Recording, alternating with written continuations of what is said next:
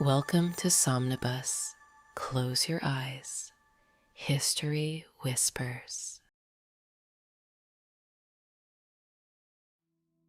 Hi, I'm Kara, and this is Somnibus, your home for relaxing, meditative sleep stories of history and mystery to help you unwind, fall asleep, and get a great night's rest while learning something interesting. Wherever you are right now, you can let that place soften a little. You don't need to hold it so tightly. If you're lying down, feel the weight of your body settling into whatever is beneath you. Feel the places where you meet the surface, your shoulders, your back, your legs. Let them sink just a little deeper. If your eyes aren't already closed, you can close them now. There's nothing you need to do tonight, nowhere you need to go, nothing that needs solving, or finishing, or figuring out before morning. Just the sound of this voice, and the slow, easy movement of your breath. Breathe in gently through your nose, and out, slowly, through your mouth. Again, in, and out. Good. Your mind may still be moving, thoughts drifting through like clouds, like sounds from another room. That's all right. You don't need to push them away. Just let them pass. You're not chasing them tonight. You're going somewhere else entirely. Take one more slow breath. Let your shoulders drop. Let your hands go soft. And when you're ready, and you are ready, let me take you somewhere that may or may not have existed, a place that was, depending on who you ask, a warning, a myth, a memory, or a kingdom that once rose from the sea and one night, without explanation, returned to it. The story begins, as so many of history's strangest stories do, with a single man writing things down. His name was Plato. You may know that name. Greek philosopher, student of Socrates, one of the most influential minds in the history of human thought, a man not known for telling idle tales. And yet, around 360 BC, roughly 23 centuries ago, Plato wrote about a place that no other Greek writer had ever mentioned. No historian, no poet. He called it Atlantis. He described it in two dialogues. Conversations between thinkers, the way he recorded most of his ideas. The first was called Timaeus, the second Critias. And in those pages, he laid out details so specific, so measured, so precise, that people have spent the 2,000 years since trying to decide what to make of them. Was it real? Was it a parable? A story invented to make a philosophical point about pride and destruction and the hubris of power? Or was it something in between? A legend, half remembered and half invented, with a seed of something true buried at its center? No one knows. That's the part that makes it so hard to put down. Plato said the story came from Egypt. His ancestor, a statesman named Solon, had traveled to Egypt centuries before and spoken with priests in the city of Sais. And those priests told Solon of a civilization so ancient that the Greeks themselves were, by comparison, children. 9,000 years before Solon's time, the priests said. 9,000 years. A great naval empire had existed beyond the Pillars of Hercules, what we now call the Strait of Gibraltar, in the vast ocean to the west. They called it Atlantis. It was larger than Libya and Asia combined, an island of extraordinary size and power. Its people were descended from the god Poseidon himself, who had fallen in love with a mortal woman named Cleito and built his kingdom around her, encircling her hill with rings of water and rings of land, one inside the other, like the layers of a dream. The Atlanteans built canals and bridges and harbors. They mined a metal called orichalcum, a word that means, roughly, mountain copper, that gleamed like fire and was found nowhere else on earth. They built a temple to Poseidon at the center of their city, covered in silver and gold, with a ceiling of ivory and walls that shone. They were, for a long time, noble. They were wise. They governed with restraint. They were prosperous, but not greedy, powerful, but not cruel.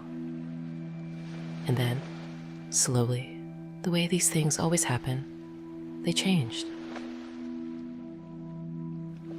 Plato is careful about this part. He doesn't rush it. The divine nature of the Atlanteans began to dilute. Across generations, the mortal blood in them grew stronger than the gods' blood, and with it came something the gods had not given them, something entirely human: ambition. They began to want more land, more power, more of the world beyond their ocean. They sent armies into the Mediterranean. They conquered North Africa as far as Egypt. They pushed into Europe as far as what is now Italy. They intended to enslave all the peoples within the Pillars of Hercules. Only Athens stopped them. Athens alone stood against the Atlantean advance. And Athens, small, outmatched, eventually abandoned even by its Greek allies, held the line, drove the Atlanteans back, freed the enslaved peoples. But the story doesn't end there. After the defeat, perhaps because of it, something happened that even the gods could not ignore. The Atlanteans had become corrupt beyond saving. Their pride had outgrown any possibility of wisdom, and so the gods held council. Zeus spoke first, and then, in a single day and a night of catastrophe, Atlantis sank beneath the sea. The whole island, the canals and the bridges, the temple of Poseidon, with its gleaming walls, the rings of water and the rings of land, the orichalcum mines, every harbor, every ship, every last trace of the civilization that had once been the greatest in the world, gone. The ocean closed over it like a door, and the sea in that place became unnavigable, too shallow, too thick with mud, as if the water itself was still unsettled, still remembering. Here is where history gets quiet, because after Plato, nothing. No other ancient writer confirms the story. No Greek historian picks up the thread. No Roman geographer places Atlantis on a map. No other Egyptian text has ever been found that mentions it. For centuries, most scholars assumed it was a fable, a thought experiment, a story Plato invented to illustrate what happens to a civilization that mistakes power for virtue. And that may well be exactly what it is. But there are details in Plato's account that are oddly, stubbornly specific. 9,000 years before Solon's time places Atlantis at roughly 9,600 BC, the end of the last ice age, when sea levels across the world were rising dramatically, when coastlines that had existed for thousands of years were disappearing beneath the water, when entire geographies were being rewritten. We know that happened. we know that civilizations existed during that period that we have only recently begun to understand. Göbekli Tepe in Turkey, built around 10,000 BC, sat undiscovered until 1994. Underwater ruins have been found off the coast of India, off Japan, off Cuba. Structures that predate the earliest civilizations we learned about in school. The world before 8000 BC is largely a mystery to us, and the ocean hides more than we know. Over the centuries, Atlantis has been placed almost everywhere. The Atlantic Ocean, of course. The name itself points west, but also the Mediterranean, the Azores, the Caribbean, Antarctica, before the ice, the Canary Islands, the Sahara Desert, which was once a sea, Santorini, the Greek island devastated by a massive volcanic eruption around 1600 BC, whose destruction mirrors in some ways the sudden catastrophe Plato described. Each theory has its evidence. Each theory has its problems. None has been proven. None has been entirely disproven. And perhaps that is the most truthful thing we can say about Atlantis, that it exists in the space between what we know and what we don't, in the long dark water between history and myth.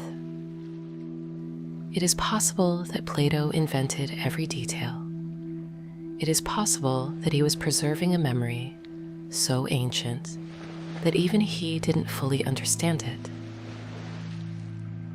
It is possible, and this is the thought that tends to arrive at night, in the quiet, that somewhere beneath the sea there is a place that was once above it, that was once inhabited, that was once, by whatever measure we use, a civilization, and that it is down there still, unchanged, waiting.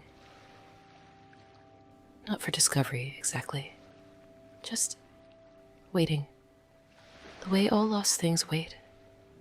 Imagine for a moment that you are above it, floating. The ocean is dark and very still beneath you, and you can feel the depth of it. Not frightening, just immense. The way the sky feels immense on a clear night. Somewhere below the surface, the water grows colder and colder, and the light from above becomes a faint, pale shimmer. And in that darkness, something is resting. Something vast and quiet and very, very old. Columns of stone, half buried in silt, streets that haven't known footsteps in 10,000 years.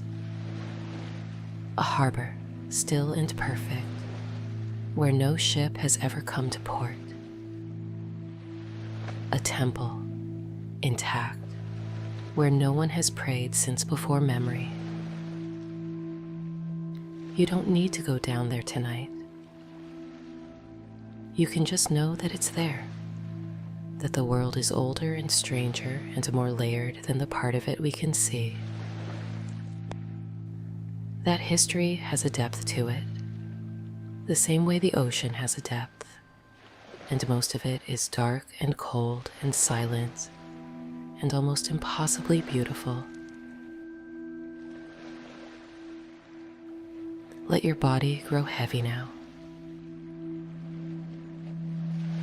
Let your thoughts slow to almost nothing. You've traveled a long way tonight. Across oceans, across centuries, 9,000 years and more. And now you can rest. The story will be here when you wake. It has been here a long time. It will wait a little longer.